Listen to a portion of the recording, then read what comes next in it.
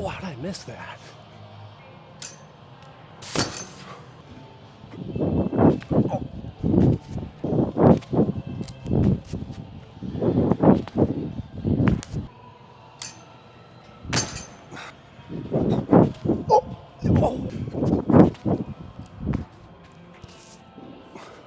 I don't get it.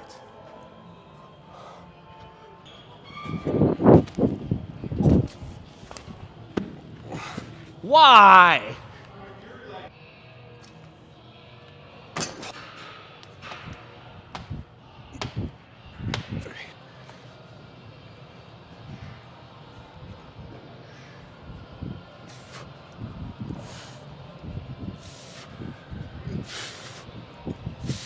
What's up, everyone? It's been a minute. I apologize for the lack of videos. I got my microphone back, which is nice, and so this will make this a little bit easier to do.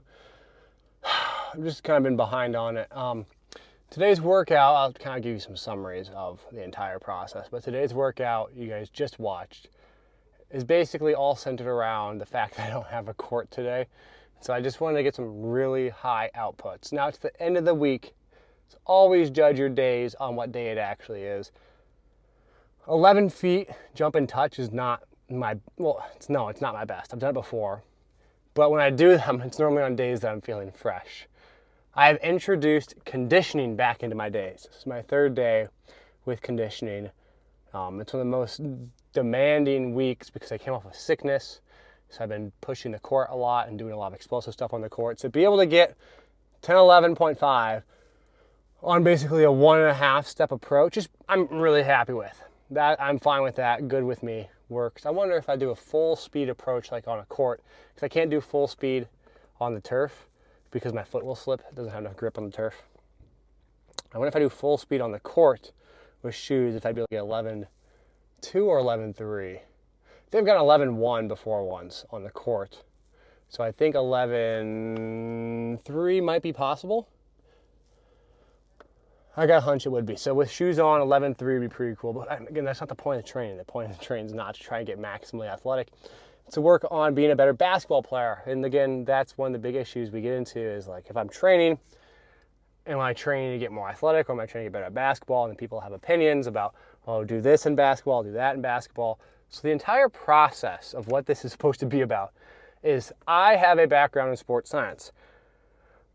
I went to school. I have multiple degrees in related fields of sports science. I've worked as a director of sports science. I've worked in strength and conditioning. I've worked with player development. So now it's like I'm 31 years old. How correct am I at things? Do I actually know how to make someone better? And one of the issues is when you try and make someone better, they have to follow all your rules for an extended period of time. And sometimes that's difficult. You can't find people who are like, oh, I have 5 months to commit to you fully and you get to control every aspect of it because people have their own coaches, they have their own methods, they have whatever. So if I want to really put this to the test, who's a better test subject than myself? I'm not just randomly working out. This is all planned. It's a hypothesis and there's actions and review. People are like, oh, why don't you play in one-on-one? You can't just run around and shoot hoops. You can run around and shoot hoops. You can get better at basketball by playing basketball and practicing basketball in the right way. You don't have to play pickup basketball. Pickup basketball doesn't really make you that much better. I really don't think so. Sometimes it makes you worse. You get a lot of bad habits. You can get better at basketball, but you don't have to play basketball every single day in a competitive setting against opponents to get better at basketball. I've had people say, oh, you need, to react and whatever. My position's a very specific position. I'm going to run off of screens. I'm going to shoot shots and make shots. It's a specialist role. I'm not a point guard working on ball handling and all this other stuff. It's a planned process. So right now, people say, oh, you're going to try out for a team. What team are you trying out for? It's not even the point at the moment. The point is see if I can get good enough to even have a reasonable attempt to try out. Yeah, can I try out right now? Sure. No one's stopping me from putting tape together and sending it to coaches. I don't feel like I am able to play at the level I want to play at. So I'm not going to just go send it out and with a low probability of success. I'm right now working on myself to get better. And then once I feel like I'm good enough, based on some metrics, I've gotten a lot better so far. My shooting is so much better. The speed of shooting, my consistency, my numbers, the things I'm tracking are getting so much better.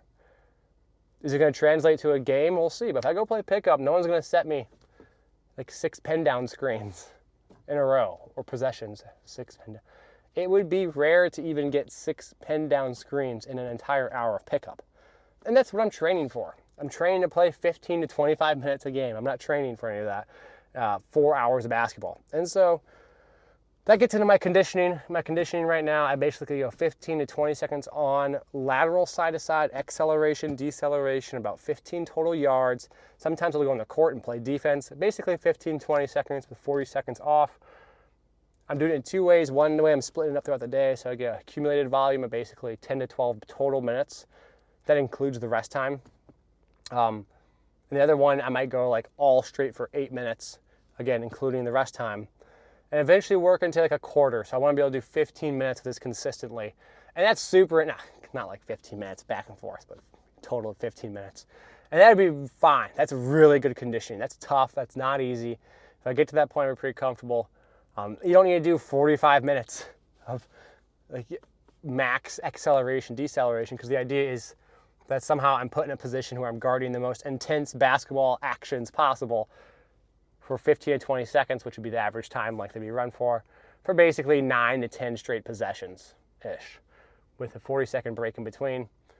And that's a ridiculous situation that you'd be in, and any basketball player would be exhausted in that. So eventually during my rest time, I'll add a jog back and forth or a light walk or something. But we'll get there. I have plenty of months to do that. So it's a slow, meticulous process. Too often people just jump right into the maximal output they can possibly do. Instead, I'm trying to ease into this. So sorry for the long talk. I appreciate you guys as always. Hope you enjoy, and take care.